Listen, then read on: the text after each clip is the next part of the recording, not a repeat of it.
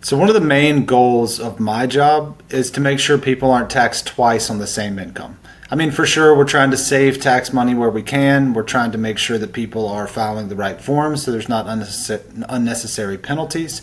But at the end of the day, my main job is to make sure people aren't subject to double tax. And the best way to do that as a U.S. citizen is through the foreign tax credit. Now, a lot of questions I get revolve around this foreign tax credit, and one of the specific ones, and what we're going to talk about today, is how does this apply to a U.S. person living outside the U.S. that spends a little bit of time in the U.S. working as well? So more specifically, a U.S. person, say, that's employed outside the U.S., lives outside the U.S., but spends a few days or a few weeks working in the U.S. as well. What can you take a foreign tax credit for? What can you can't? What can you not? How does the tax treaty apply? So that's what we're going to talk about today. And I'm going to walk you through basically the progression of how we get to the right answer legally, and then how that ends up on the federal tax form filing for that individual. So let's jump in. So like I mentioned, what we're going to do is we're going to walk through the progression of basically how you determine whether the foreign tax credit applies in these situations, and then what the tax treaty says if you need to apply it. And it's very important that you go through the actual progression. And I get a lot of people that I work with, or clients that know a little bit about how these rules work. They usually just jump to the tax treaty. People call me and say, I work outside the U.S., spent some time in the U.S., but I'm in France or I'm in Australia and there's a tax treaty, so I'm not going to have to pay any U.S. tax. It's possible we get to that answer, but it's very important that we get there the right way, because in a lot of cases, first of all, you might be wrong. It may be because of what the treaty is doing is determining who gets the tax. It's not necessarily just saying only Australia or only the UK get the tax. It depends on the specific situations, and you may have to split the tax between the two countries. That's what we're trying to figure out. But it may be that you don't need the tax treaty at all. People just assume foreign tax credit is equivalent with tax treaty. But the U.S. tax rules by themselves allow a foreign tax credit. You don't have to have a treaty necessarily, but it could help, and that's what we're going to go through. So before we jump into the treaty aspect, the first is understanding what the foreign tax credit actually does. So to put it simply, the foreign tax credit rules in the U.S., they allow for a credit on against the U.S. tax on your foreign source income. So the first hurdle is determining your foreign source income. So if you're living outside the U.S. and you earn $100 of foreign source income, and let's say you pay $30 of tax on that. So you have a 30% foreign tax rate, and it's all foreign source income. The U.S. still taxes you as a U.S. citizen. And let's say the U.S. tax rate is $20.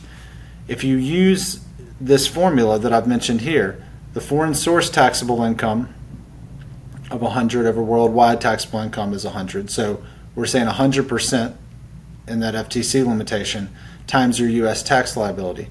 So the limitation in this case is the U.S. tax liability. So you can't take more than your U.S. tax on that foreign source income. So the foreign tax was 30, the U.S. tax is 20, so you're going to get a full offset. You'll get a $20 foreign tax credit to offset your U.S. tax, and you'll have an additional 10 that gets carried over. Kind of the whole point of the limitation is that you can't get a $30 credit against $20 of U.S. tax, and the U.S. is basically paying for that additional tax that the foreign country is imposing. They're not going to allow that, but they do allow a carry forward of that excess tax to 10 years, and you get 1 year of carry back. So that's how the limitation in the foreign tax credit calculation works. On the next point is the FTC categories. So the IRS makes you categorize your different types of foreign source income depending on the nature of it, basically. And the point of this is that they don't want you to be able to offset U.S. taxes on lower rate foreign source income with higher rate foreign source income. So to say that more clearly, wages fall in the general basket. And let's say in a foreign country, the wages are taxed at a 40% tax rate. Well, maybe there's also passive income in that foreign country that's taxed at a 10% tax rate. And let's say the US rate is 20% across the board. So you're comparing on the wages a 40% foreign tax rate against a 20% US rate.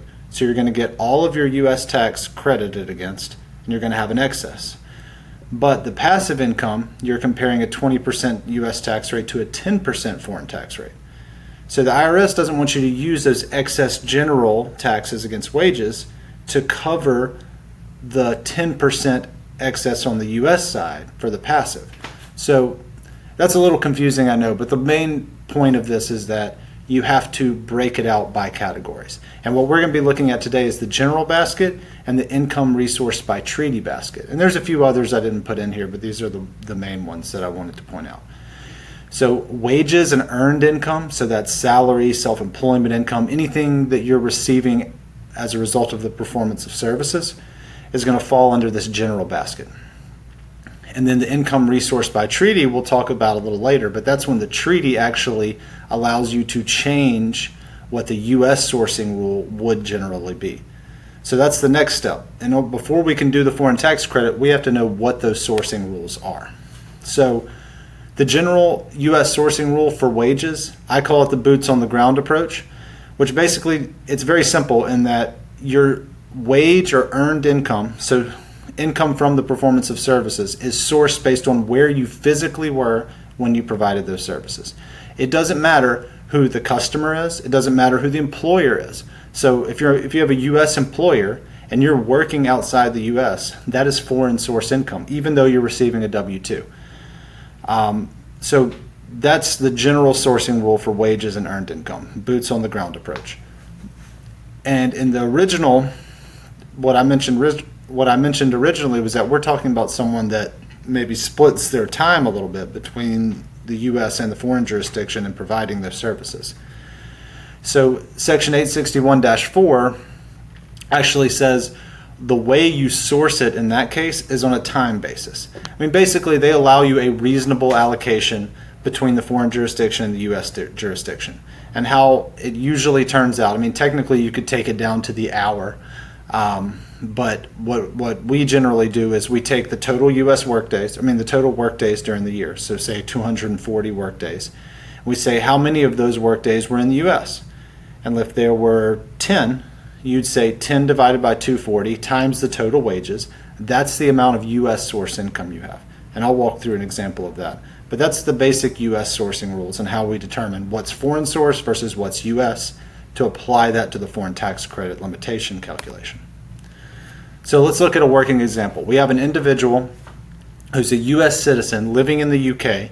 and works as an employee for a UK company. So they're on UK payroll. There's no W-2. There's the UK version of the W-2, and they're getting income taxes withheld in the UK on their wages. They have 240 total work days, and they spend 10 days in the U.S. working out of the year. So just like I mentioned in that last simple example, in this scenario, we have to allocate the sourcing of income between the U.S.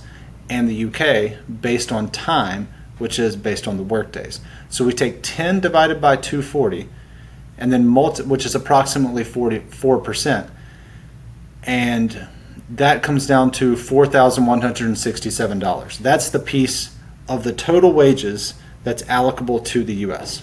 So we know the rest of it, the $95,833, is foreign source. And because the UK tax rate is higher than the US tax rate, we know they're going to get a full full foreign tax credit against that foreign source income. So the question is, what do we do about this $4,167? The UK is probably still going to tax it because they're a resident of the UK, so they're going to be taxed on worldwide income there. And the US is now taxing it because they're saying it's US income. So now we're subject to this double tax scenario, and we got to figure out how we deal with this. That's where, if there's no treaty, then technically what needs to happen is we're going to pick this up in the US as US sourced. They'll pay tax on the $4,000 in the US, and the foreign jurisdiction would technically be required to give a foreign tax credit. Well, maybe not required. The foreign jurisdiction would need to provide a foreign tax credit if their local law applies to one. So basically, it's on the foreign jurisdiction to eliminate the double tax effect. And if there's no tax treaty to specify or require that, it's really just up to those rules. But what if there is a tax treaty? So that's the next step. So remember, in our progression, we look at the foreign tax credit and we need to know the sourcing. So we just figured out our sourcing between the U.S. and foreign. So now we know we have some U.S. source income, so we have a problem. We have a double tax problem. So let's see what the treaty says about that. So I'm looking at the UK article specifically, and I'm not going to read it word for word, but basically what Article 14 says, and I'll look over, it may be easier to actually look at this in the actual rule. So Article 14 is income from employment. And what it says is that wages and salary are taxable only in the so Article 14, paragraphs 1 and 2, I'm not going to read them exactly, but because they make the treaty kind of difficult to read, but I'll summarize it. And basically what it says is Article 14 deals with income from employment. And it says that wages received by a resident of a contracting state, so in our example, a resident of the UK, in respect of employment, shall be taxable only in the UK unless the employment is exercised in the other contracting states, so in the US. So it's basically saying if you're a resident of the UK and you earn wage income, you're taxable only in the UK unless you perform services also in the US. And then those wages could also be taxable in the US. But then paragraph 2, as always, there's an exception. It says, notwithstanding the provisions of paragraph 1, so what I just mentioned, the wages of the resident contracting state, so the UK gets to basically tax all of that income, and the US can't tax any of it if these 3 requirements are met. And these 3 requirements are that the individual does not spend more than 183 days in the US, that the wages are not paid by a US employer, and that they're not paid by someone that has a permanent establishment in the US. So basically what this is saying is if you earn U.S. source income under the U.S. tax code, the treaty is going to allow the U.S. to tax that as well, as long as the individual doesn't spend 183 days there and it's not paid, so the employer paying it does not have a permanent establishment or is not a actual U.S. company.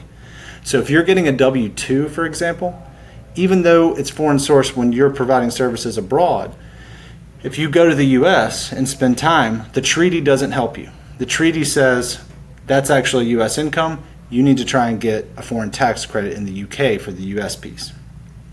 Now, in our scenario, we have a person working for a U.K. company, and there's no permanent establishment in the U.S. They didn't spend 183 days in the U.S. So that says, okay, actually the U.S. can't tax it. It's going back to the U.K. So it kind of resourced it back to the U.K.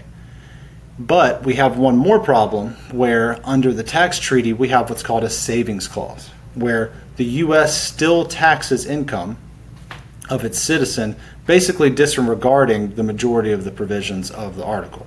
So in this case, we have the treaty saying, we have the tax code saying we have U.S. source income. Article 14 of the treaty pushes the sourcing, or pushes the income back to the U.K. to say the U.K. actually taxes this. But then we have the savings clause under Article 1 that says the U.S. can still tax their citizens. So then we have to go to Article 24 that says where a U.S. taxes, in accordance with paragraph 4, Article 1, that's the savings clause, a U.S. citizen who is a resident of the U.K. For the executive purpose of relieving double tax, it says that the profits shall be deemed to arise in the UK to the extent necessary to avoid double taxation of profits. So basically what this is saying is if the only reason you're being taxed on this income is because of the US citizenship-based taxation rules, then the US has to allow for the ability of a foreign tax credit to relieve that double tax effect. So in effect it's saying the U.S. still can tax it, but it has to call it foreign source, and it has to provide a foreign tax credit. I know that's all very confusing, but just to take a quick step back in our progression, we have the sourcing rules. We have the physically providing services in the foreign jurisdiction, and they provide some services in the U.S. That U.S. piece is U.S. source under the tax code. The treaty with the U.K. under Article 14 says that the U.K. actually has the primary taxing authority as long as the individual doesn't spend 183 days and there's no permanent establishment. So we're okay under Article 14, so it goes back to the U.K. But the savings clause keeps some tax in the U.S. because they say, okay, you're a U.S. citizen, you still have to tax this income. And then Article 24 says if you're still going to tax it because they're a U.S. citizen, they have to provide a foreign tax credit. And that's the treaty resourcing. So we had it sourced to the U.S. and the treaty through this complicated network of articles resourced it back to the U.K. So at the end of the day, all of your income is going to be U.K. sourced and you're going to get a credit in the U.S. Let's look at how that falls out on the tax return. So in our example, we have this individual living in London. I changed the numbers a little bit, but they earned wage income of $341,000. And we'll look at the sourcing schedule real quick. So wage income of $341,000, and we'll ignore the passive type income for now. So same situation. They had some U.S. source income. So what we did, and you can see it on here, is we resourced the income that was based to the U.S. to this foreign source basket, and it has its own category called resourced by tax treaty. And you'll see that the software that I use actually prints out a statement showing this resourcing provision, and it references Article 24(6)(d), which is the double tax. That was kind of the last step of the progression we talked about, where it's resourced back to the UK, allowing a U.S. foreign tax credit. Now, we talked about how the foreign tax credit system baskets their foreign tax credits into different baskets, and one of those baskets is the resourced by tax treaty. So if you go to section 904D6, it says that a separate limitation category or basket must be created for income that would otherwise be U.S. source, but is treated as foreign source for purposes of the relief from double tax provision of an income tax treaty. So basically that's saying if it was going to be U.S. source, but the treaty is sourcing it to the foreign, it has to go in this other category of resourced by tax treaty, or resourced by tax treaty. And it's not that big of a deal. You get to the same place, but it's a little bit annoying because you have basically what we had was wage income, and we had all the taxes paid to the UK. So we have to do another allocation to break out the tax piece associated with the resourced piece, and then you end up with a full foreign tax credit either way. So you get to the same place, but it's kind of an annoying extra step. Well, what I found out recently was that there is a regulation that actually exempts you from having to take that extra step on the FTC limitation, where essentially what this regulation says is that the general rule above does not apply to any income deemed to be from foreign sources by reason of relief from double taxation rules under a treaty that's solely applicable to U.S. citizens who are residents of the contracting state. So basically, if the only reason that you had to use the treaty to resource the income is because you're a citizen and the U.S. has this annoying taxation by citizenship model, then you don't actually have to put in the other basket. You can just leave it all in the general category. So if I was doing this person's return again, it doesn't really matter. You get to the same place, but I would drop it all in the general basket. I would drop all of the income in the general basket and none of it in the resource basket, and then skip that whole step of having to allocate more taxes. But that's basically how it works, and it can be a complicated process to get to what seems to be a logical and not so complicated answer of, okay, you can take a foreign tax credit for all your income. But you have to be really careful that you go through this progression, because if we weren't talking about the UK and say we were talking about Costa Rica or Panama that doesn't have a U.S. tax treaty, then we would have landed in a very different spot. Or some tax treaties aren't the same as the UK. And so you have to go by each one and go through this progression to make sure you get to the right answer at the end of the day. So that's basically the rules for resourcing of income and sourcing for foreign tax credit purposes. Basically, the end result is fairly logical in that you have a treaty country and you should be able to make sure you avoid double taxation, which is what we've done, and we've got it apportioned to the right place, which was all the UK in this example. But it's very important that you go through this progression, because if we were dealing with a different country, we could get a completely different result. For example, if we were in Costa Rica or Panama, where there is no income tax treaty, we would have had U.S. source income, and we would have had to try and deal with that double tax effect in the foreign country. Or maybe we have a country with a treaty, but it has different language than the UK. We'd have to look at that specific treaty's language to get the answer. So that's the progression you go through, and you deal with your specific facts to apply the right answer. Thank you for listening, and hope to see you on the next video.